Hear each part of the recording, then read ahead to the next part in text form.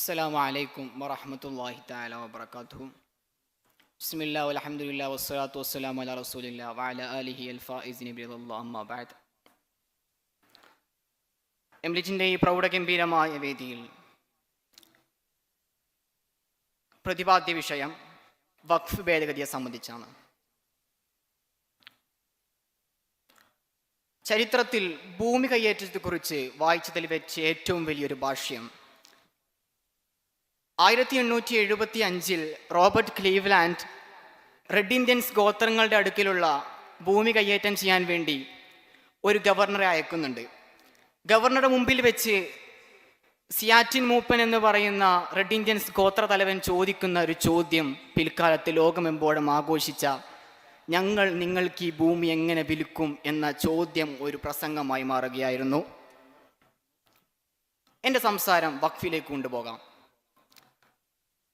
ഒരു മുസൽമാൻ തൻ്റെ കയ്യിലുള്ള ഭൂമി സ്ഥാവരമാകട്ടെ ജംഗമമാകട്ടെ അവൻ്റെ ദൈവികമായ മാർഗത്തിൽ ചെലവഴിക്കുക എന്നതാണ് അതിൻ്റെ വിവക്ഷ.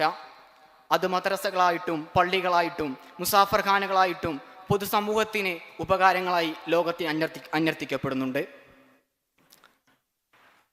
ഇന്ത്യയിലേക്ക് വരുമ്പോൾ 1875 അറേഞ്ച്മെന്റ് ഓഫ് മംലക്കത്തെ ഔക്കാഫ് ഓഫ് ഹിന്ദ് എന്ന് പറയുന്ന പുസ്തകത്തിൽ അലഹബാദ് യൂണിവേഴ്സിറ്റി പ്രൊഫസർ പറയുന്നുണ്ട്, ബ്രിട്ടീഷുകാർ സമാനമായ ഒരു അജണ്ട വഖഫ് കയ്യേറ്റത്തിന് വേണ്ടി നടപ്പിലാക്കിയപ്പോഴാണ് ആദ്യമായി ബ്രിട്ടീഷുകാർക്കെതിരെ 1875 മുസ്ലിം വഖഫ് സ്വത്തുക്കൾ സംരക്ഷിക്കാൻ വേണ്ടി ഒരു നിയമം പാസാക്കിയത് എന്ന് പറയുന്നുണ്ട്. ഈ കഴിഞ്ഞ 2013 സച്ചാർ കമ്മിറ്റി റിപ്പോർട്ട് വന്നപ്പോൾ ഇന്ത്യയിൽ 123 സ്ഥലങ്ങൾ, പ്രോപ്പർട്ടികൾ, വഖഫ് സ്വത്തായിരുന്ന സ്ഥലങ്ങളെല്ലാം കയ്യേറ്റം ചെയ്യപ്പെട്ടിട്ടുണ്ട് എന്ന അത്ഭുതപ്പെടുത്തുന്ന കണക്കുകൾ വെളിപ്പെടുകയുണ്ടായി. 1954 വഖഫ് ആക്ട് വരുമ്പോൾ എല്ലാവരും വളരെ പ്രതീക്ഷയോടെ അതിനെ നോക്കിക്കാണുകയുണ്ടായി.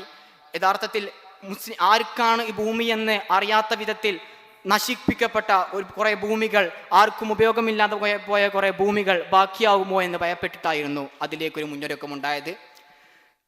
ഇന്ത്യയുടെ പ്രതിരോധ മന്ത്രി കിരൺ റിജിജു ഒരിക്കൽ രാജ്യസഭയിൽ വെച്ച് പറയുന്നുണ്ട്, വഖഫ് നിയമം റദ്ദാക്കണമെന്ന് ആവശ്യപ്പെടുന്നുണ്ട്.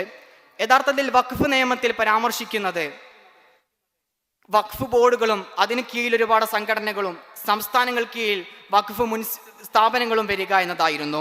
വഖഫിനെ റദ്ദാക്കുന്നതിലൂടെ അവർ ലക്ഷ്യം വെച്ചത് ഇത്തരത്തിൽ വഖഫ് സ്വത്തുക്കൾ ഇല്ലായ്മ ചെയ്യുക എന്നതാണെന്ന് പിൽക്കാലത്ത് മനസ്സിലാകുകയുണ്ടായി.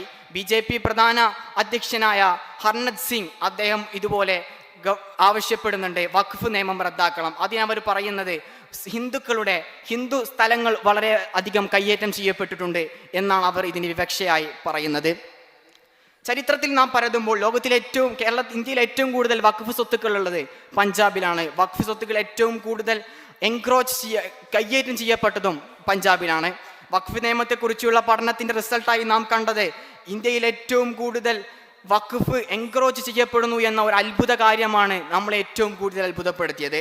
വഖഫ് ബോർഡിൽ കീഴിൽ വഖഫ് നിയമങ്ങൾ ഉണ്ടാവുക എന്നതിലപ്പുറം ഇതെല്ലാം കീഴ്പ്പെടുത്തപ്പെട്ടിട്ടുണ്ട് എന്ന അത്ഭുതകരമായ കണക്കുകൾ നമ്മെ ഏറ്റവും കൂടുതൽ അത്ഭുതപ്പെടുത്തുകയുണ്ടായി. ഡൽഹി എന്ന് പറയുന്ന സ്ഥലത്ത് തന്നെ ഇന്ത്യയിലെ പ്രധാനപ്പെട്ട ഒരുപാട് മുതലാളിത്ത വിഭാഗമായ അംബാനി പോലുള്ളവരുടെ വീട് പോലും ചില വഖഫ് സ്വത്തുക്കളുടെ മേലാണ് എന്ന അത്ഭുതപ്പെടുത്തുന്ന കണക്കുകളും നമ്മെ ചിന്തിപ്പിക്കേണ്ടതുണ്ടായിരുന്നു. ഈ വഖഫ് നിയമം 1954 വരികയും 2013 അമെൻമെന്റ് ചെയ്യപ്പെടുകയും ചെയ്യുകയുണ്ടായി.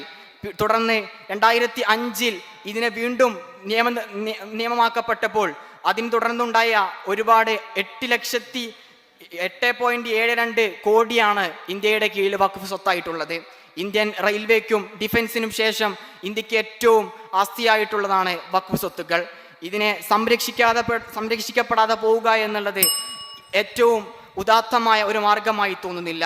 കാരണം വിശുദ്ധ ഇസ്ലാമിനെ ഉന്മൂലനം ചെയ്യുക എന്നതാണ് ഇതിൻ്റെ പിന്നിലെ ലക്ഷ്യമെന്ന് ചിന്തിപ്പിക്കാൻ നമുക്ക് കൂടുതൽ കണക്കുകളുടെ ആവശ്യമില്ല എന്ന് തോന്നുന്നു. കാരണം ഹിന്ദു അനന്തരാവകാശവുമായി ബന്ധപ്പെട്ട ഒരു കേസ് കോടതിയിൽ വന്നപ്പോഴാണ് അതിനെ തുടർന്ന് നമ്മുടെ സുപ്രീം കോടതി സ്വമേധയാ കേസെടുത്തുകൊണ്ടാണ് വഖഫ് എന്നൊരു ചർച്ച മുന്നിലേക്ക് വെക്കുന്നത്. ഇതിൽ നിന്നെല്ലാം നമുക്ക് വ്യക്തമാകുന്നത് കേവലം ഒരു ചർച്ച മുന്നോട്ട് വെച്ചുകൊണ്ട് ഈ ഹിന്ദു അനന്തരാവകാശവുമായി ബന്ധപ്പെട്ട കാര്യങ്ങൾ മുന്നിലേക്ക് വെച്ച് ഒരു പുകമറ സൃഷ്ടിച്ചുകൊണ്ട് വഖഫ് നിയമത്തെ ഇല്ലായ്മ ചെയ്യുക എന്നതാണെന്ന് നമുക്ക് വ്യക്തമാണ്. ആയതുകൊണ്ട് ഇന്ത്യയിലെ വഖഫ് നിയമങ്ങൾ പൂർണ്ണമായും സംരക്ഷിക്കുകയും വഖഫ് സ്വത്തുക്കൾ സംരക്ഷിക്കുകയും ഇനി ഒന്നും എൻക്രോച്ച് ചെയ്യപ്പെടാതെ പോവുകയും കയ്യേറ്റം ചെയ്യപ്പെടാതെ പോവുകയും ചെയ്യുക എന്നതാണ് നമ്മുടെ ഏറ്റവും വലിയ ലക്ഷ്യം. അതിന് നാം പ്രയത്നിക്കുകയും ചെയ്യണമെന്ന് പറഞ്ഞുകൊണ്ട് നിർത്തുന്നു.